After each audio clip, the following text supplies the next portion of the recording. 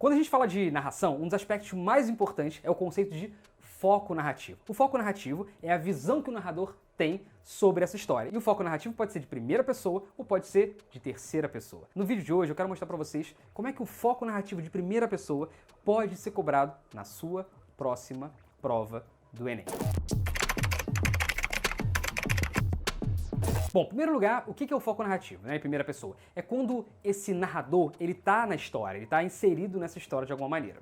Então, a primeira coisa que o Enem poderia perguntar para você sobre foco narrativo é de que maneira esse foco narrativo revela coisas sobre esse narrador. Então a primeira coisa que um foco narrativo pode revelar, pelo uso das palavras que o narrador utiliza, é de onde vem esse narrador, de qual região do país esse narrador vem. Como? Quando você localiza nesse texto as chamadas marcas de regionalismo. Então, por exemplo, se ele fala tchê, você sabe que esse narrador provavelmente é do sul do país. E se ele usa marcas de regionalismo do Nordeste ou do Sudeste, enfim, você sabe de onde ele vem. Então, a localização espacial desse narrador. Tá aí uma coisa que o Enem poderia cobrar na sua próxima prova. Além disso, uma outra coisa que a gente pode identificar no foco narrativo, pelo uso linguístico do narrador, é a idade desse cara. Se ele é novo, se ele é velho, se ele é criança, se ele é adulto, enfim.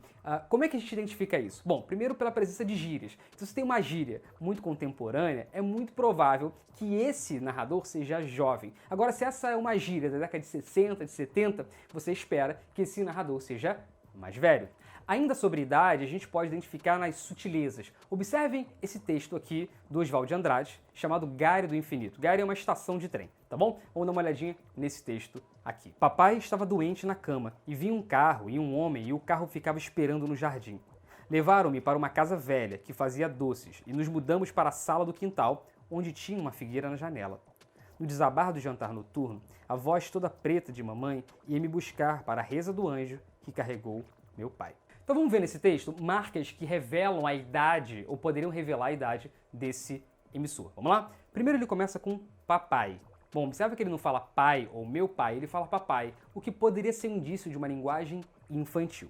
Depois ele fala, estava doente na cama e vinha um carro e um homem e o carro ficava esperando no jardim. Observe que ele utiliza uma série de orações colocando a conjunção e, que é uma conjunção aditiva. Isso é uma construção sintática típica de crianças. Já viram uma criança falando? Ela fala, eu fui lá e fiz isso, e fiz aquilo outro, e. Então essa construção de colocar o síndeto, né, que é a conjunção, ligando uma oração à outra, sem outras relações, sem uso de vírgula, isso é uma construção tipicamente infantil. Então a gente tem o papai, que é uma indicação morfológica, né, do pai, essa construção papai, ela marca uma linguagem infantil, mas eu também posso ter uma marca sintática, que é essa sequência de orações coordenadas sindéticas aditivas, tá bom? Falei difícil, né? Mas a ideia é essa, é uma sequência de conjunções e dando uma noção de uma fala, uma construção sintática, estrutural, tipicamente infantil. Aí, olha só que legal, levaram-me para uma casa velha que fazia doces e nos mudamos para a sala do quintal onde tinha uma figueira na janela. Aqui a gente tem uma confusão sintática que a gente já tinha identificado no período anterior e até tem uma confusão, né? Porque ele coloca o que é um pronome relativo, mas não está muito claro quem fazia doces, se era uma casa, se era a velha que morava na casa, se a casa que era velha. Então essa confusão típica de uma linguagem infantil. Se você já conversou com uma criança de 5 anos que está contando uma história, você deve ter ficado já em dúvida em algumas coisas pela colocação, pelo mau emprego coesivo, pela colocação de uma série de pronomes, de conjunções fora do lugar. Nesse outro período ele fala de a voz toda preta de mamãe. Então observe, isso aqui é óbvio que a voz não é preta, não tem como a voz ser preta, até porque preto aqui está relacionado a uma cor e a voz está relacionada a um outro sentido. Só tem uma explicação, só tem uma justificativa, que é o fato de que ele está fazendo referência à cor, provavelmente, da roupa da mãe. A roupa da mãe que está vestida provavelmente com alguma roupa preta, por conta do luto que está sugerido. O pai morreu.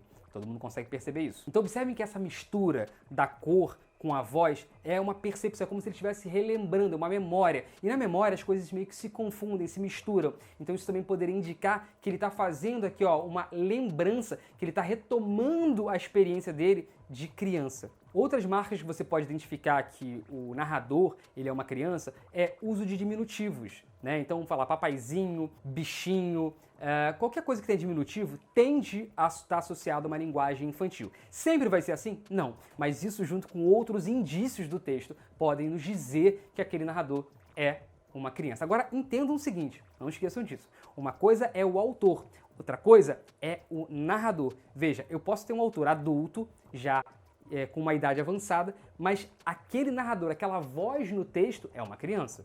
Então a gente não confunde, tá? Nunca confunda isso. Autor é uma coisa, narrador, eu lírico são coisas diferentes, beleza? Outra coisa que a gente pode perceber pela linguagem empregada pelo narrador é a escolaridade. Então veja, se a gente está falando, por exemplo, de uma pessoa analfabeta, ela obviamente vai trazer marcas linguísticas diferentes de que se essa pessoa ela é pós-graduada, se essa pessoa tem um doutorado. É diferente. Você não espera num personagem, num texto, um narrador que seja analfabeto, utilizar mesóclise, utilizar palavras extremamente difíceis. Então, uma das marcas, uma das coisas que a gente consegue identificar no texto narrativo é a escolaridade desse narrador. Observem esse exemplo aqui que mistura tanto a questão da escolaridade quanto a questão do regionalismo.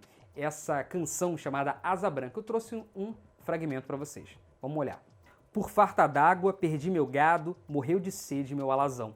Até mesmo a asa branca bateu asas do sertão. Então eu disse, adeus Rosinha, guarda contigo meu coração. Se você pegar a canção como um todo, quem está falando ali é um retirante, é um sujeito que está lá no interior, está no sertão, e ele está saindo dali por uma questão de miséria absoluta, de falta d'água, de falta de condições. Então é um sujeito que a gente infere que vive em situações muito precárias de vida e, consequentemente, se infere que ele não tem uma alta escolaridade. Então fica coerente na obra que ele utilize linguagens com marcas de regionalismo, já que é dessa região específica do sertão nordestino, mas também marcas que demonstrem uma baixa escolaridade. O que não faria sentido é você ter um narrador que seja analfabeto ou semi-analfabeto utilizando mesóclises, utilizando palavras super, mega, ultra elaboradas, como palavras usadas, por exemplo, pelos poetas do parnasianismo. Então, não faz sentido. Então, existe também esse caráter de coerência entre a identidade socioeconômica, entre a escolaridade, entre a idade, entre o regionalismo, localização regional e a linguagem empregada. Isso tudo poderia aparecer lá na sua prova do Enem. Então, fica ligado na dica. Um outro aspecto que o Enem poderia cobrar, envolvendo o foco narrativo de primeira pessoa, é o seguinte. Quando o foco narrativo é em primeira pessoa, esse narrador, pensa comigo, esse narrador, a gente está vendo a história pela perspectiva desse narrador. Com isso, o que acontece? É como se tivesse um filtro. Sabe um filtro? É como se essa informação que chega pra gente, ela não viesse direto, fosse filtrada pela subjetividade, pelas experiências, pelas limitações, pelas emoções, pelos sentimentos desse narrador. Um exemplo muito famoso disso na literatura brasileira é o clássico Dom Casmurro. No Dom Casmurro, a gente vê a história toda se desenvolver pelos olhos do Bento Santiago, pelos olhos do Bentinho. Então o Bentinho olha para a Capitu e fala, ela tá olhando ali para o Escobar de uma forma diferente, a Capitu tá esquisita. Só que isso que a gente lê, será que isso é realidade? Ou será que isso é uma interpretação já filtrada pelos sentimentos de ciúme, pelos sentimentos de paranoia lá do Bentinho? Uma coisa interessante que o Enem pode cobrar da gente é o seguinte, quando o foco narrativo é em primeira pessoa, a gente não pode dar total credibilidade para aquilo que a gente está lendo. Por quê? Porque existe um processo de filtragem das informações. E essa filtragem é feita pela subjetividade desse narrador, que isso é importante. Em 2020 houve a premiação do Oscar e quem ganhou na categoria de melhor ator foi um sujeito chamado Anthony Hopkins, que ganhou pela sua interpretação, aliás, interpretação maravilhosa no filme chamado The Father. Esse filme, que é uma adaptação de uma peça teatral, ele é muito interessante, tem muito a ver com foco narrativo. Se você já viu, se você não viu, dá uma olhada lá, porque é um filme muito bacana. Esse filme, a gente percebe as coisas que estão acontecendo pela perspectiva do pai. Esse pai está sofrendo um processo de demência e ele está esquecendo das coisas, as coisas estão se confundindo na cabeça dele. Então nós, como espectadores, estamos lá assistindo ao filme e várias vezes a gente está olhando para uma coisa e a gente acaba não sabendo se aquilo ali é real, se aquilo ali é uma coisa da imaginação, se aquilo ali é uma alucinação desse personagem. Então nós ficamos confundidos. Por que nós ficamos confundidos? Porque a perspectiva que chega pra gente da tela, da história, ela é filtrada por essa doença que o protagonista está sofrendo. Então, tanto no Dom Casmurro, do Machado de Assis, quanto no The Father, dá no mesmo, porque a gente tem uma perspectiva da narrativa, a gente está absorvendo aquela narrativa por meio de um filtro, o filtro narrativo. Tá bom? No Dom Casmurro, o filtro, ele é o Bentinho, é o Bento Santiago, é o próprio Dom Casmurro. Agora, no The Father, a gente acaba misturando um pouquinho esse filtro, porque a gente tem a percepção, a gente compartilha um pouquinho da percepção desse personagem, que é interpretado pelo Anthony Hopkins, tá? Que está sofrendo por uma doença mental. Então tá aí, pessoal, formas de como é que o foco narrativo de primeira pessoa poderia cair na sua prova do Enem. Aqui embaixo eu coloquei para vocês um resumo dessa nossa conversa, para que você possa guardar no celular e possa acessar a qualquer momento quando você precisar. Então eu espero que vocês tenham gostado, beijos e até a próxima.